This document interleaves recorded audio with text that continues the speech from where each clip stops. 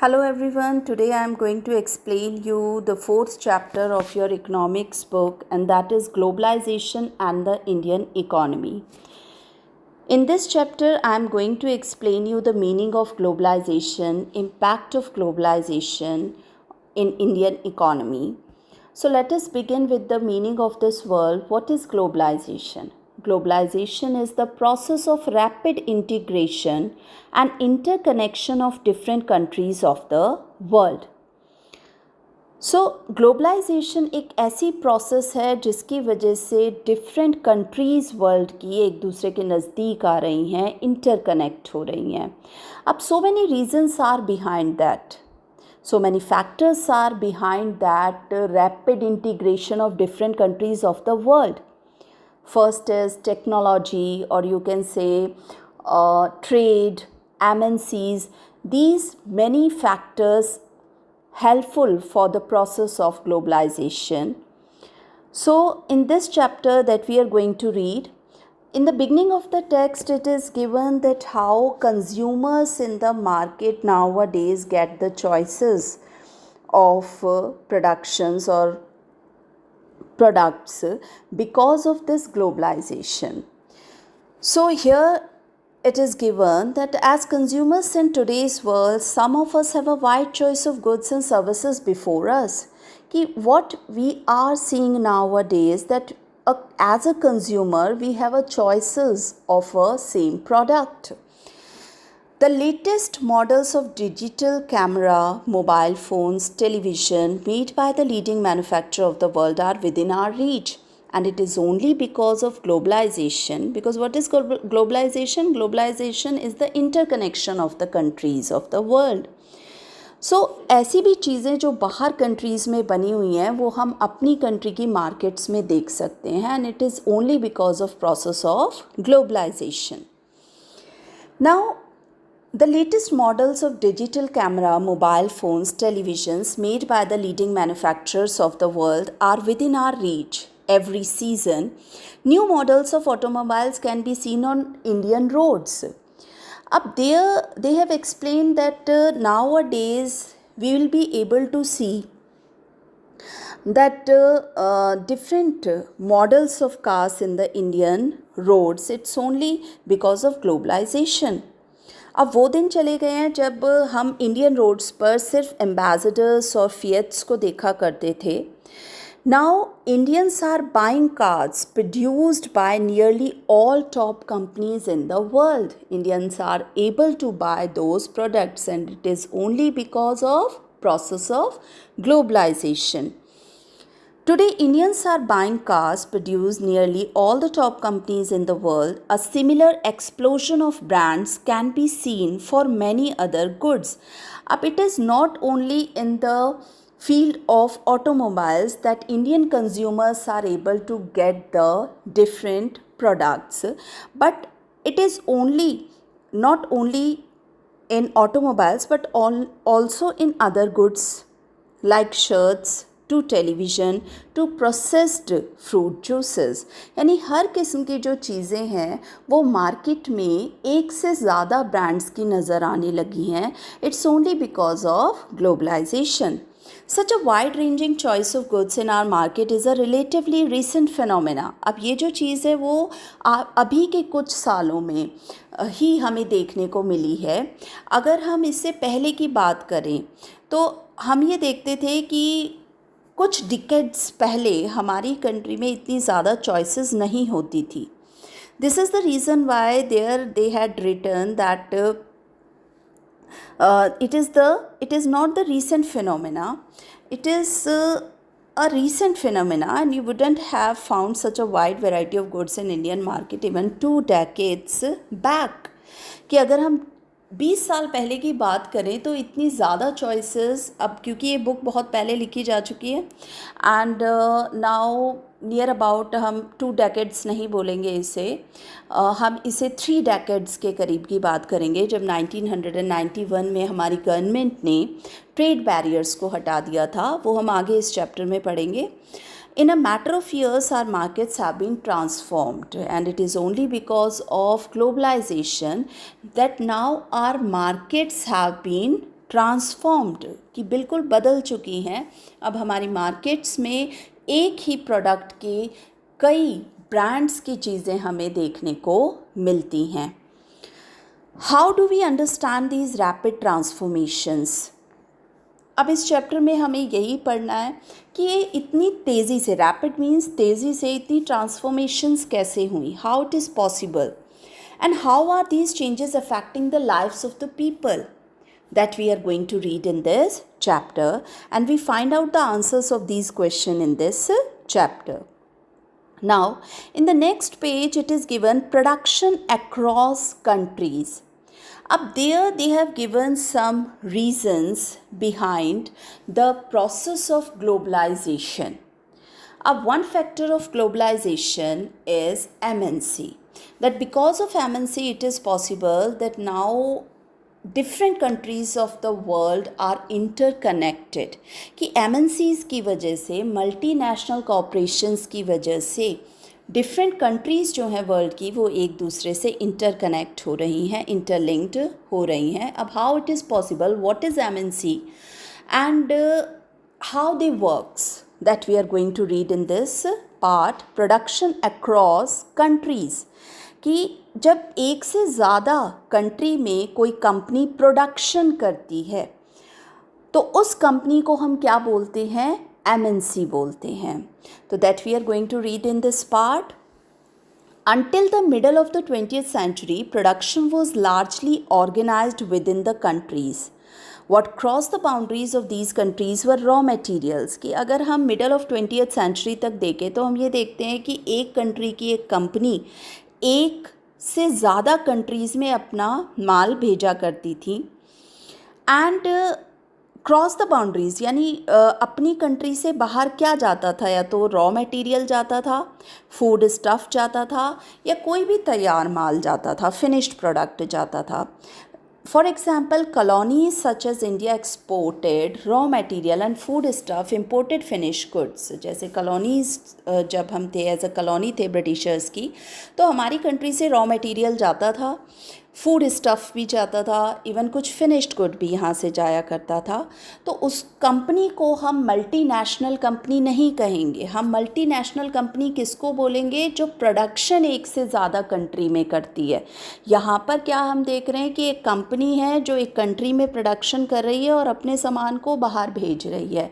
तो उस कंपनी को हम मल्टीनेशनल कंपनी नहीं कहेंगे. हम किसे मल्टीनेशनल कंपनी कहेंगे, जो एक से ज़्यादा कंट्री में प्रोडक्शन कर रही है. उसको एक एग्जाम्पल के थ्रू हम फाइंड आउट करेंगे अभी. Now multinational companies, this was before large companies called multinational corporations emerged on the scene. अब ये सब जो होता था ये बहुत पहले होता था जब मल्टीनेशनल कॉरपोरेशंस नहीं थी. यानी एक कंट्री में एक कंपनी जो भी सामान अपना बनाती थी उसको वो बाहर भेजा करती थी, तो उसे हम MNC नहीं कहेंगे. अब what is MNC? A MNC is a company that owns or control production in more than one nation. यानी MNC एक ऐसी कंपनी है जो प्रोडक्शन एक से ज़्यादा नेशन में करती है. वो ऑफिसेस बनाती है, फैक्ट्रीज़ बनाती है प्रोडक्शन के लिए, और इसके लिए वो कोशिश करती है कि उन एरियाज़ में आसपास चीप लेबर उन्हें मिले और रिसोर्सेज इजीली अवेलेबल हों. This is done so that the cost of production is low. अब कोई भी कंपनी किसी दूसरी कंट्री में जाकर अपनी प्रोडक्शन यूनिट तभी लगाएगी जब वहाँ पर उसे सस्ता लेबर मिलता है या उसे रिसोर्सेज यानी रॉ मटेरियल जो है वो सस्ते में मिल रहा है. बिकॉज मल्टीनेशनल कंपनीज़ का मेन एम क्या आता है, their main aim is to get profit, and profit is only possible if they get cheap raw material and cheap labor. Consider the following example. So now we can understand what is the meaning of MNC with this example, spreading of production. What they have written here, यहाँ पर समझाया हुआ है कि किस corporation को, किस company को हम MNC कंपनी कहेंगे. First, always keep in your mind that owns and control production more than one nation.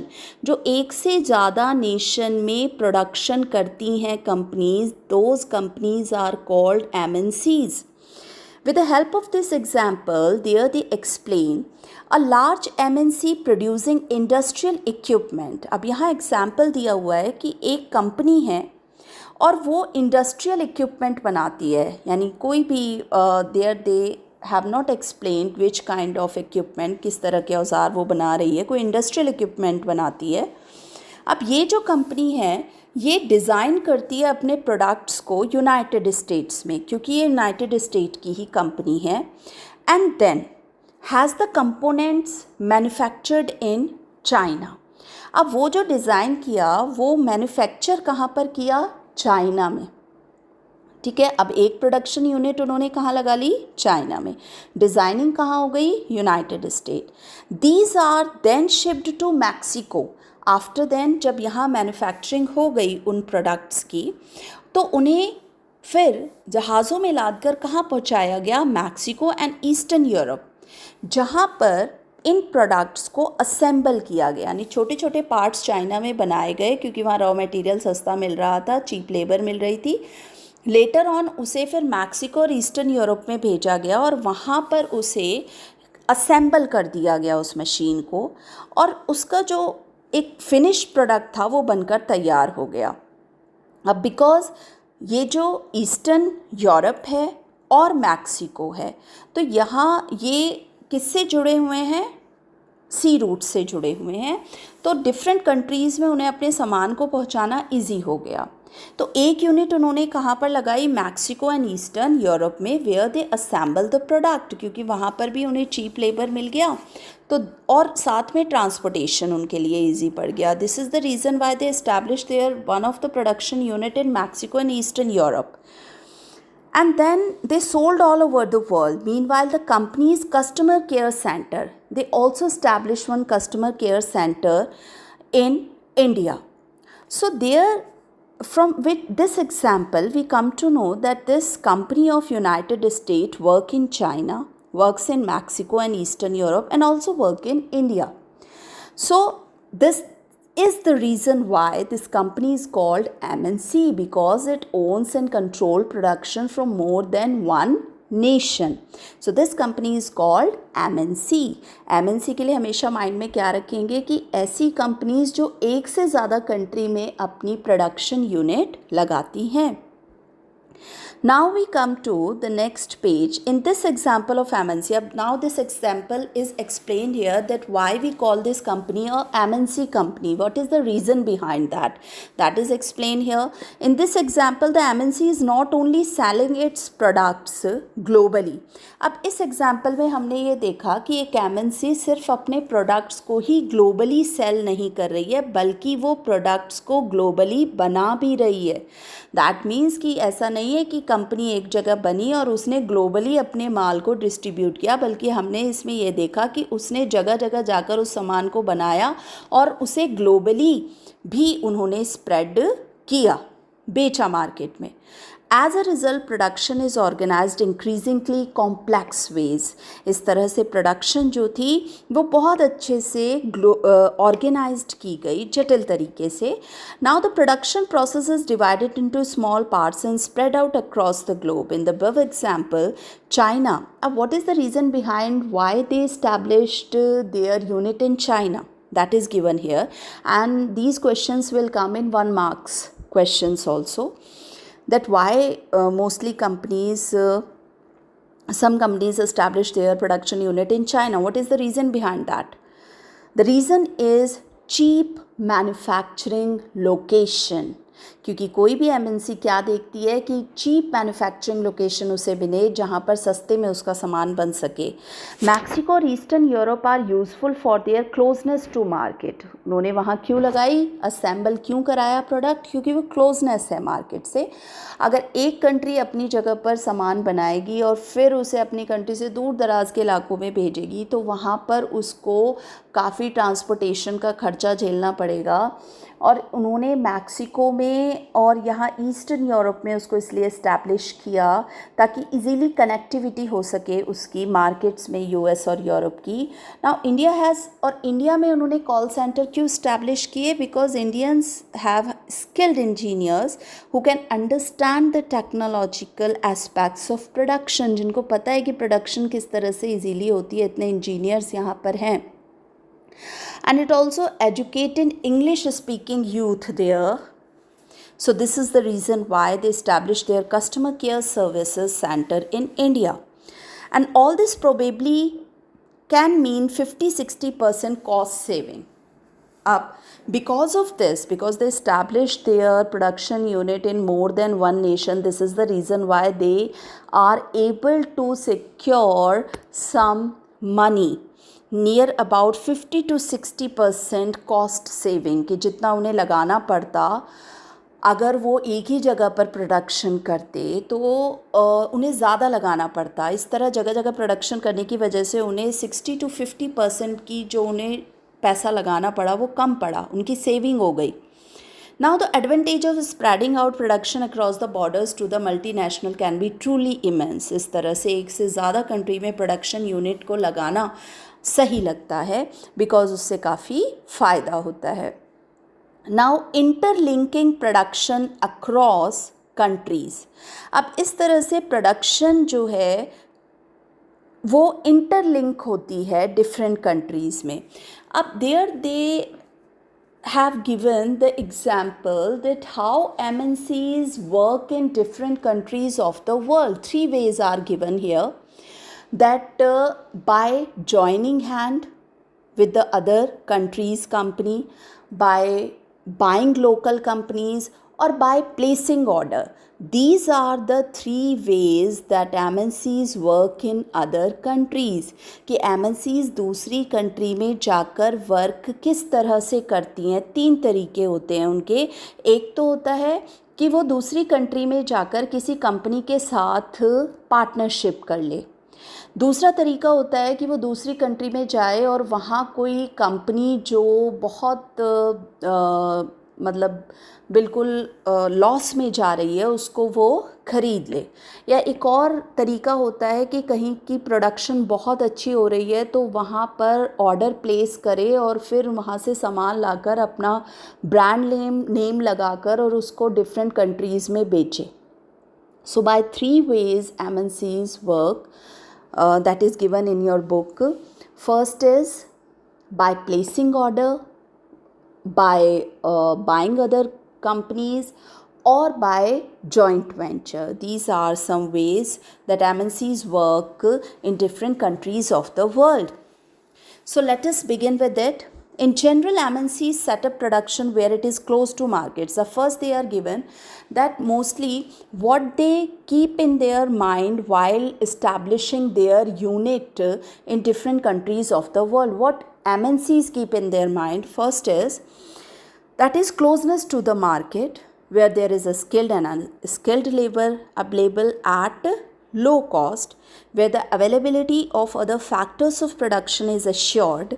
So these are some things that MNCs always keep in mind while putting some money in other countries or establishing their production unit in other countries. What they keep in their mind, that closeness of market must be there in that country, skilled and unskilled labor must be there in that country, and that must be low cost, and availability of other factors of production is also assured. After then any MNC try to establish its production unit in other countries, they also see whether the government policies are better there for them or not. Because in some countries what we have seen that they put some trade barriers, imposed much taxes. So mostly MNCs try to establish their units in those countries where government offers them some opportunities and some low taxes, जहाँ पर उन्हें कम tax देना पड़ता है। तो mostly ऐसी countries में MNCs अपनी प्रोडक्शन यूनिट लगाती हैं। तो इन सबको एश्योर्ड होने के बाद एमएनसी या कोई भी, जो अगर हम कंपनी की बात करें तो इन्वेस्टमेंट करती है कोई भी कंपनी, इन्वेस्टमेंट वो किस चीज़ पे करती है? एसेट्स खरीदने के लिए, land, building, machines and other equipment. तो all these things are collectively called the investment of that company, कि अगर वो पैसा लगाती है बिल्डिंग खरीदने, मशीन खरीदने के लिए, अदर इक्विपमेंट खरीदने के लिए, तो दैट इज़ कॉल्ड इन्वेस्टमेंट। और जब यही इन्वेस्टमेंट, इन सब चीज़ों को खरीदने के लिए इन्वेस्टमेंट कोई एमएनसी कंपनी करती है, तो that is called foreign investment. So this is the difference between the investment and the foreign investment. Investment means the money that is spent to buy assets such as land, building, machine and other equipment is called investment, and the investment made by the MNC is called the foreign investment. Now this is also the very much important question, you can underline it. Now we come to, at times MNC set up production jointly. Up what I have explained you before कि there are three ways of working of MNCs in other countries.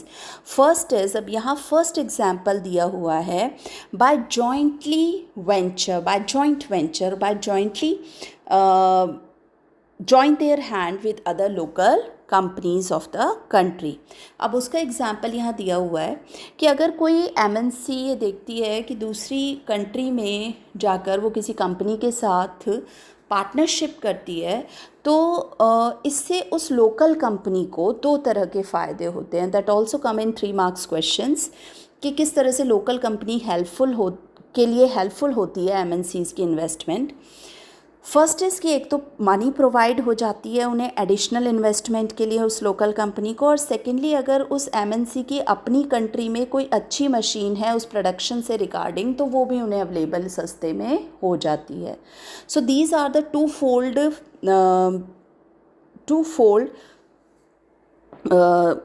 हम बोल सकते हैं कि इसमें एक फ़ायदा होता है उन लोकल कंपनीज़ को। सो first, MNC can provide money for additional investment like buying new machine, faster production. Second, MNC might bring them the latest technology for production.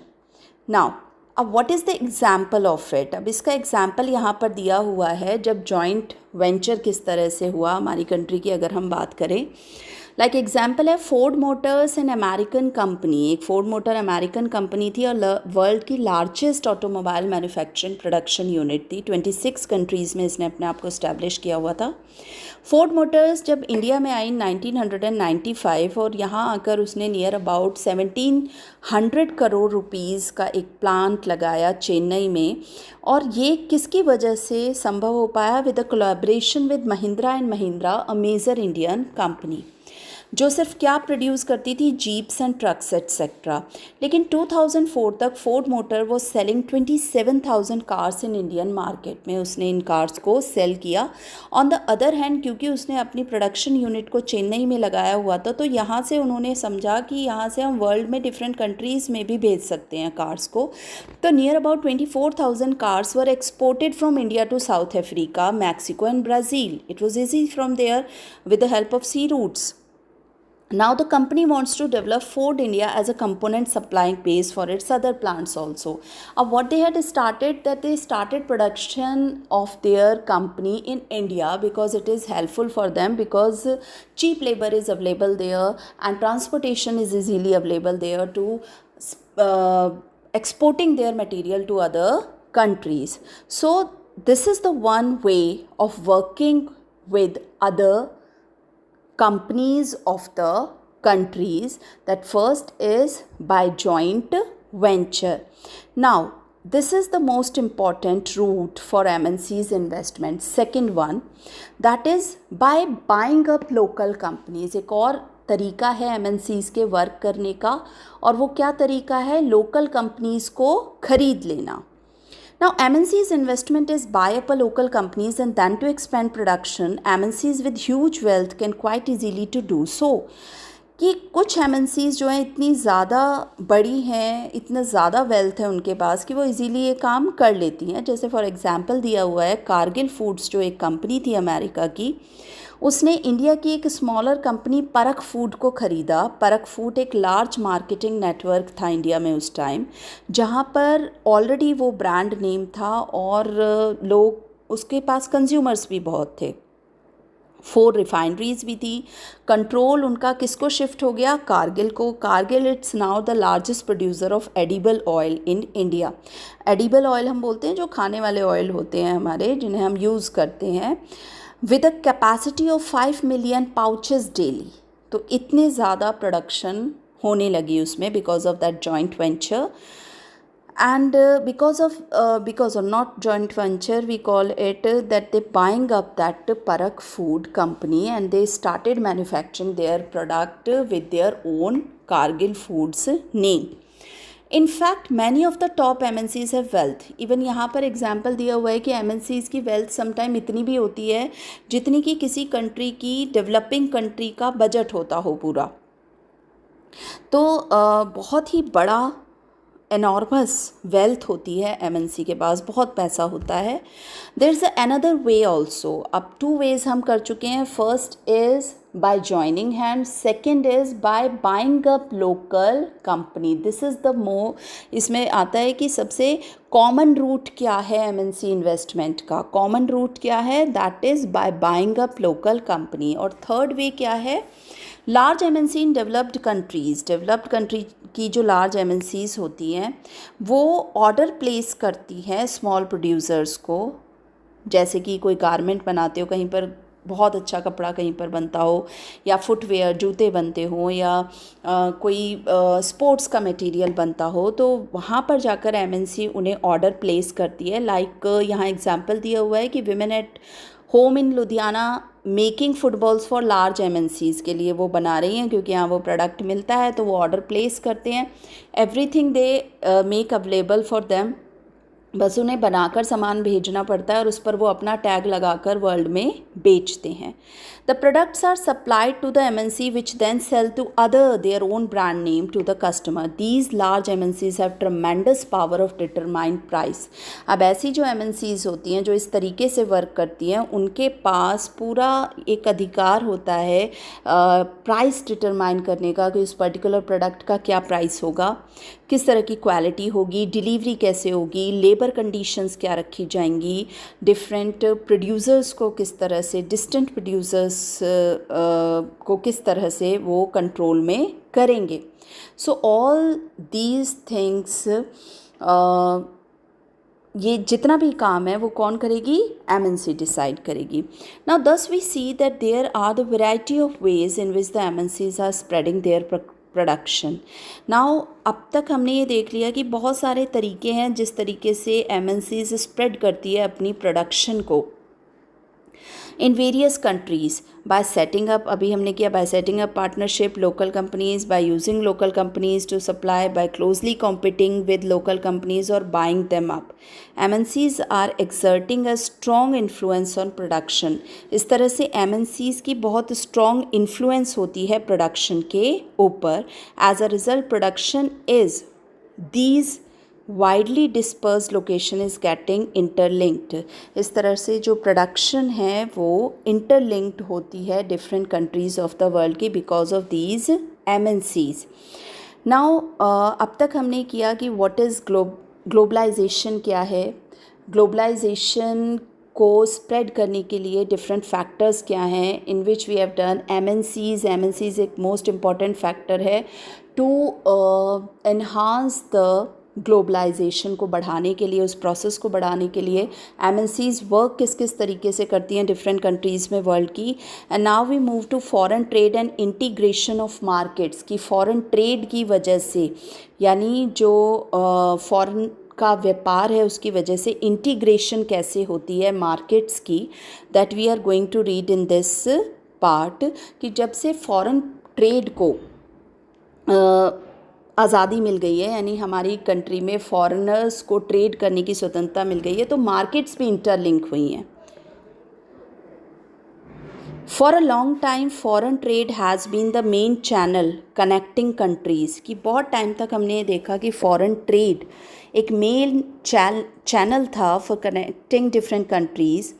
Even we read about the trade routes, हमने trade routes के भी लिए भी ये देखा कि व्यापार एक बहुत साधन था कि डिफरेंट कंट्रीज़ आपस में इंटरलिंक रहती थी, जैसे कि South Asia to markets both in east and west extensive trade routes थे। And also would remember that it was trading interest which attracted various trading companies such as East India Company to India, कि trade भी एक बहुत ही important ज़रिया है globalisation process को आगे बढ़ाने का। ट्रेड की वजह से भी ग्लोबलाइजेशन बढ़ा है, because what is globalization? Globalization is the rapid integration of different countries of the world. It can happen because of trade, because of MNCs. तो ट्रेड भी एक बहुत इंपॉर्टेंट रीज़न है कंट्रीज़ के इंटरलिंक होने का, और इंटरलिंक अगर कंट्रीज़ हो रही हैं बिकॉज ऑफ एनी रीज़न, तो उससे ग्लोबलाइजेशन प्रोसेस आगे बढ़ रही है। अब मार्केट्स ट्रेड की वजह से कैसे इंटरलिंक्स होती हैं, इंटरलिंक्ड किस तरह से होती हैं, कि जब एक कंट्री दूसरी कंट्री में जाकर व्यापार करती है तो उस कंट्री में भी मार्केट्स में वो प्रोडक्ट नज़र आते हैं, अपनी कंट्री के भी प्रोडक्ट होते हैं मार्केट में और बाहर की कंट्री के भी प्रोडक्ट होते हैं। तो इस तरह से मार्केट्स इंटीग्रेट हो रही हैं, इंटरकनेक्ट हो रही हैं। To put it simply, foreign trade creates an opportunity for the producer to reach beyond the domestic market, कि फॉरेन ट्रेड की वजह से ही प्रोड्यूसर्स जो हैं वो अपनी घरेलू मार्केट से बाहर की मार्केट्स में जा पाए हैं, और producers can sell their produce not only in markets located with in their country but can also compete in markets located in other countries of the world। इस तरह से जो प्रोड्यूसर्स हैं वो सिर्फ अपने सामान को अपनी ही घरेलू मार्केट में नहीं बेचते हैं, बल्कि डिफरेंट कंट्रीज़ की मार्केट्स में भी बेचा जाता है। और इसी तरह से बायर्स को भी फ़ायदा होता है कि उन्हें सिर्फ अपनी ही कंट्री में बना हुआ सामान नहीं मिलता, बल्कि इंपोर्ट में आया हुआ गुड भी उन्हें मिल जाता है, जिससे कस्टमर के पास चॉइस आ जाती है। नाउ फॉर एग्ज़ाम्पल यहाँ पर दिया हुआ है चाइनीज़ टॉयज़ का। Chinese manufacturer learn an opportunity to export toys to India where toys are sold at high price. जैसे कि चाइनीज़ टॉयज़ मैन्युफैक्चरर्स को ये मौका मिला था व्यापार की वजह से कि वो अपने टॉयज़ को इंडियन मार्केट्स में बेच सकें ज़्यादा पैसों में, तो उन्होंने यहाँ पर एक्सपोर्ट करना शुरू किया प्लास्टिक टॉयज़ को।